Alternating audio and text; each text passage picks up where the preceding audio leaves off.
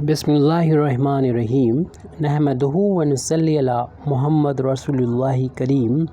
ये problem NCERT class 12 mathematics part first की है। एक्सरसाइज 3.3 क्वेश्चन 5 है ये। For the matrices A and B verify that A B dash is equal to B dash A dash where इसका first part है A is equal to 1 - 4 3 और second और B की value दे रखी है यहाँ पर -1 2 1। तो फर्स्ट पार्ट के लिए हमें इसको वेरीफाई करना है। उसके बाद हमें सेकेंड पार्ट में ये दो अलग अलग मैट्रिक्स दे रखी हैं, इनके लिए भी इसी रिजल्ट को वेरीफाई करना है कि ये ए बी का ट्रांसपोज जो होगा बी डैश का ट्रांसपोज और ए डैश के ट्रांसपोज के मल्टीप्लिकेशन के बराबर होगा। तो पहले हम फर्स्ट पार्ट के लिए ये वेरीफाई करके देखेंगे और ये वेरीफाई करने के लिए हमें ए बी का मल्टीप्लिकेशन चाहिए, यानी दो मैट्रिक्स का मल्टीप्लिकेशन। तो ए बी की वैल्यू में पहले चाहिए, तो ए की वैल्यू नोट कर लें। ये कॉलम मैट्रिक्स है, यानी इसमें सिर्फ एक ही कॉलम होता है, उसे कॉलम मैट्रिक्स कहते हैं। बी हमारा रो मैट्रिक्स है, जिसमें एक ही रो होता है, उसे रो मैट्रिक्स कहते हैं। देखिए ए का जो ऑर्डर है 3 रो है, एक कॉलम है तो 3/1 ऑर्डर की है, और इसमें एक रो है 3 कॉलम है तो 1/3 की है। क्योंकि बीच वाला सेम है इसलिए इन दोनों का मल्टीप्लिकेशन पॉसिबल है, और जिस ऑर्डर की मैट्रिक्स मिलेगी वो 3/3 ऑर्डर की होगी। यानी ये अब हमें 3/3 ऑर्डर की मैट्रिक्स से मिलने वाली है ए बी। तो इसमें हमेशा रो वाई कॉलम याद रखिए मल्टीप्लिकेशन में। अगर हम इस एलिमेंट को लिखने जा रहे हैं फर्स्ट रो फर्स्ट कॉलम में, तो इसका फर्स्ट रो लेंगे, इसका फर्स्ट कॉलम लेंगे, 1 का -1 में इंटू करेंगे, आ गया। फिर इसके बाद इसका इंटू यहाँ करना होगा, क्योंकि हम फर्स्ट रो और सेकंड कॉलम में लिख रहे हैं। तो फर्स्ट रो लिया, इसका सेकंड कॉलम लिया, तो इसका इंटू करेंगे, 1 × 2 आ जाएगा। ये प्लेस है कौन सा, फर्स्ट रो है, और थर्ड कॉलम है, तो फर्स्ट रो लेंगे, थर्ड कॉलम लेंगे। जो प्लेस होगा उसी के हिसाब से रो लेंगे और उसी के हिसाब से कॉलम लेंगे। 1 × 1 1 आ गया।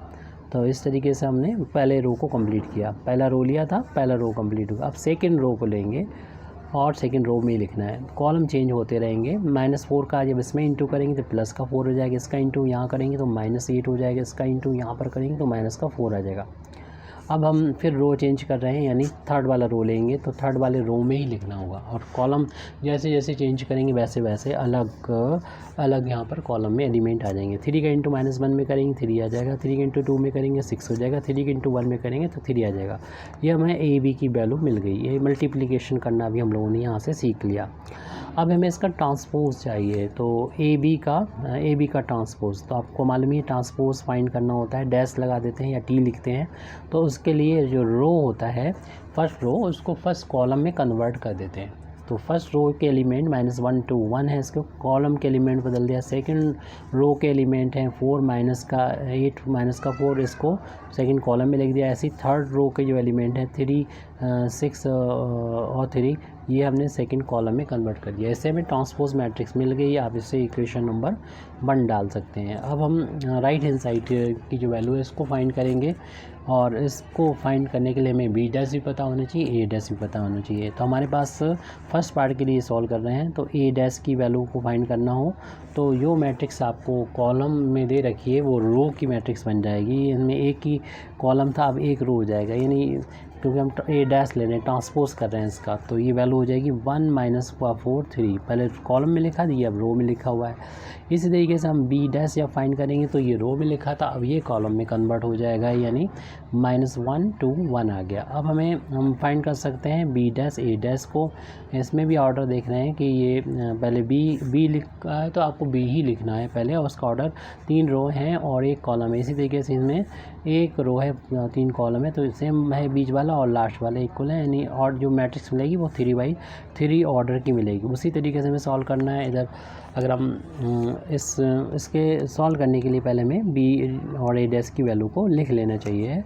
तो वी की वैल्यू को हमें लिख देना चाहिए। अगले स्टेप में हम लिख देते हैं, इसको छोड़ दीजिए। बी डैश ए डैश करना है तो बी की वैल्यू को नोट करें। बी की वैल्यू जो कि कॉलम में है -1 2 और 1 है। फिर ए की वैल्यू जो है रो में है, इसकी वैल्यू आ चुकी है। ए डैश की वैल्यू 1 - 4 3। तो वी डैश और मल्टीप्लिकेशन बाई ए डैश, ये हम फाइंड कर रहे हैं।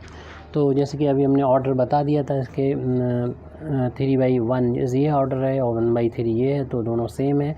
तो हमें 3/3 ऑर्डर की एक मैट्रिक्स मिलेगी। तो यहाँ पर हम 3x3 ऑर्डर की मैट्रिक्स के जब इस एलिमेंट को लिखने जाएंगे, जो फर्स्ट रो फर्स्ट कॉलम है, तो फर्स्ट रो लेंगे, फर्स्ट कॉलम लेंगे तो -1 इंटू आ जाएगा। फर्स्ट रो को ही ले रहे हैं तो फर्स्ट रो में ही लिखेंगे, सेकंड कॉलम में इंटू करेंगे तो -1 इंटू प्लस हो जाएगा 4। ऐसे इस प्लेस को लिखने जा रहे हैं, ये फर्स्ट रो और थर्ड कॉलम है, तो फर्स्ट रो तो हमें ले लिया हमने ये, और थर्ड कॉलम जब इंटू करेंगे तो -3 मिलेगा। अब हम सेकंड रो को लेंगे तो इसको सेकंड रो के में ही लिखना होगा, कॉलम चेंज होते जाएंगे, यहाँ पर वैल्यू भी अलग अलग कॉलम में लिख दी जाएगी। 2 का इंटू 1 में करेंगे 2 आ जाएगा, 2 का इंटू -4 में करेंगे 8 हो जाएगा माइनस का, 2 का इंटू 3 में करेंगे 6 हो जाएगा। अब थर्ड रो के एलिमेंट लिखेंगे, इसमें अलग अलग कॉलम में इंटू करेंगे तो ये आ जाएगा 1 माइनस का 4 और ये हो जाएगा 3। तो ये बी डैश और ए डैश की वैल्यू यहाँ पर हमने लिख दी है। तो इसके बाद हम यहाँ पर चेक करेंगे कि क्या ये वैल्यू इक्वेशन नंबर 1 में दे रखी है, वो इक्वेशन नंबर 3 जो 2 आया अभी उसके बराबर है। तो देख रहे हैं हर एक एलिमेंट जो है वो इक्वल है। तो हम कह सकते हैं फ्रॉम इक्वेशन नंबर 1 एंड 2 से कह सकते हैं कि जितना हमारा लेफ़्ट हैंड साइड है इक्वेशन नंबर 1 का, उतना ही इक्वेशन नंबर 2 का लेफ़्ट हैंड साइड है, क्योंकि दोनों के राइट हैंड साइड बराबर थे। तो यहाँ पर फर्स्ट जो रिज़ल्ट था वो तो वेरीफाइड हो चुका है। अब हमें सेकंड रिज़ल्ट के बारे में सेकंड पार्ट के लिए भी हमें ज़रूरत होगी ए इंटू बी की। तो ए मैट्रिक्स को लिख दें जो कि इसके एलिमेंट कॉलम में है 0 1 2, क्योंकि कॉलम मैट्रिक्स है, और बी मैट्रिक्स जो है वो रो मैट्रिक्स है। इसके एलिमेंट भी दे रखे हैं 1 5 7। अब इनका भी मल्टीप्लिकेशन देखिए, ऑर्डर क्या है, 3 रो है 1 कॉलम है, 3/1 ऑर्डर का है। ये 1 रो और 3 कॉलम है, तो बीच वाले जब सेम होता है तभी इनका मल्टीप्लिकेशन पॉसिबल होता है, और जो ऑर्डर आएगा वो 3/3 ऑर्डर की मैट्रिक्स हमको अब मिलेगी। यानी 0 के इंटू 1 में करेंगे 0 हो जाएगा, 0 के इंटू इसमें करेंगे 0 हो जाएगा, 0 के इंटू 7 करेंगे 0 हो जाएगा। अब 1 का इंटू 1 में करेंगे 1 आ जाएगा, 1 का इंटू 5 में करेंगे 5 हो जाएगा, 1 का इंटू इसमें करेंगे 7 आ जाएगा। 2 का इंटू यहाँ पर करेंगे तो 2 आ जाएगा, 2 का इंटू 10 में करेंगे 5 में करेंगे 10 हो जाएगा, 2 का इंटू 7 में करेंगे 14 हो जाएगा। तो ये अभी हमें ए बी मिला है। लेफ्ट हैंड साइड फाइंड करने के लिए हमें ए बी का ट्रांसपोज लेना पड़ेगा, डैश लगा दें, यानी जो फर्स्ट रो हो उसको फर्स्ट कॉलम बना देंगे, सेकंड रो जो होगा उसको सेकंड कॉलम बना देंगे, थर्ड रो को थर्ड कॉलम बना दिया जाएगा, और इसको इक्वेशन नंबर हम 3 डाल देंगे, क्योंकि 1 और 2 तो हो चुके हैं इसी क्वेश्चन के। अब हमें फाइंड करना है A B dash multiplied by A dash. तो लेकिन उसके लिए हमें ए डैश यानी ए के ट्रांसपोज की वैल्यू को पता होना चाहिए, बी के ट्रांसपोज। तो ए की वैल्यू जो हमको दे रखी है उसमें ये कॉलम में थी, तो अब ये रो में बदल जाएगी अगर ट्रांसपोज लेंगे, यानी 0 1 2। इसी तरीके से बी डैश की जो वैल्यू फाइंड करेंगे तो ये कॉलम ये थी रो में, तो अब ये कॉलम में कन्वर्ट हो जाएगी, यानी 1 5 7। अब हमको फाइंड करना है बी डैश ए डैश।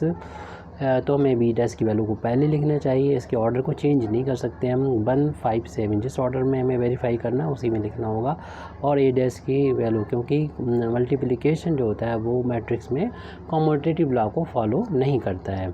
इसमें भी ऑर्डर को हम चेक कर सकते हैं, 3/3 ऑर्डर की मैट्रिक्स मिलेगी, और यहाँ पर हम ए डैश बी डैश पाएंगे, और इसका इंटू यहाँ करेंगे 0 आ जाएगा, इसका इंटू जब हमें मिलेगा यहाँ पर तो ये वैल्यू 1 हो जाएगी, इसका इंटू यहाँ करेंगे तो ये वैल्यू हो जाएगी 2, और 5 का इंटू यहाँ करेंगे 0 आ जाएगा, इसका इंटू यहाँ करेंगे 5 और इसका इंटू करेंगे 10 हो जाएगा।